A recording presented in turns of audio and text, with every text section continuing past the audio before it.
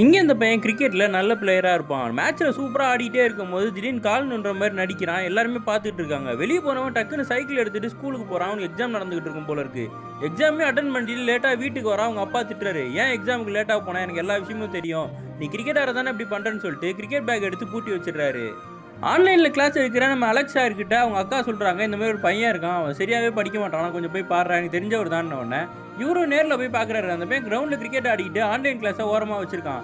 இவர் பார்த்துட்டு சொல்கிறாரு, ஃபிசிக்ஸில் சில கொஸ்டின்லாம் கேட்கும்போது அந்த பையன் சூப்பராக ஆன்சர் பண்ணுறான், இவ்வளோ அறிவாக இருக்க, ஆனால் வந்து கிரிக்கெட் தான் இன்ட்ரெஸ்ட், நான் உங்கள் அப்பா கிட்ட போய் சொல்லிடுறேன், அவரும் உன் மேலே இன்ட்ரெஸ்ட்டாக இருக்காரு, நீ வந்து இதாக சாதிப்பேன்னு நினைக்கிறாரு, அதை போய் மாற்றினோடனே நான் எப்படியாவது அண்டர் 19 செலக்ட் ஆயிடுவேன், எங்கள் அப்பா கிட்ட நான் அப்புறம் பேசிப்பேன்னு சொல்லிடுறான். சரின்னு ஓகேன்னு இவரும் கிளம்பி வந்துடுறாரு. அலெக்ஸாரோட அக்கா சொல்கிறாங்க, அந்த பையனோட அப்பா வந்து மெடிக்கல்லாம் சொந்தமாக வச்சில்ல, அவர் வந்து ஒரு மெடிக்கலில் தான் வேலை பார்த்துட்டு இருக்காருன்னு இவரும் பதறி போய் அந்த பையனை காரில் உட்கார வச்சு ஸ்ட்ரெயிட்டாக அவங்க அப்பா மெடிக்கலுக்கு கூட்டு போய் காட்டாரு. அவங்க அப்பா மெடிக்கல்லேருந்து பாதியிலே கிளம்பி ஆட்டோ ஓட்ட போகிறத பார்த்தோன்னே எங்கள் அப்பா பொய் சொல்லியிருக்காரான்னு அந்த பையன் பதறான். இவர் சொல்கிறாரு, நீ உனக்கு பிடிச்ச மாதிரி கிரிக்கெட்டும் விளாடணும், உங்கள் அப்பாவுக்கு பிடிச்ச மாதிரி படிக்கவும் செய்யணும்னு நினைக்கிற, அட் டைமில் 2 வேலை பார்க்குறல, அது மாதிரி தான் உனக்கு பிடிச்சதெல்லாம் அவர் பண்ணி வைக்கணுன்றதுக்காக 2 வேலை பார்த்துக்கிட்டு இருக்காரு, அவரை தப்பாக நினைக்காத. இப்போ நீ வந்து ரெஸ்பான்சிபிலிட்டி எடுத்துக்க போறியா, இல்லை உனக்கு பிடிச்ச கரியரை நோக்கி ஓட போறியா, நீயே முடிவு பண்ணுன்னு சொல்லிட்டு போயிடுறாரு.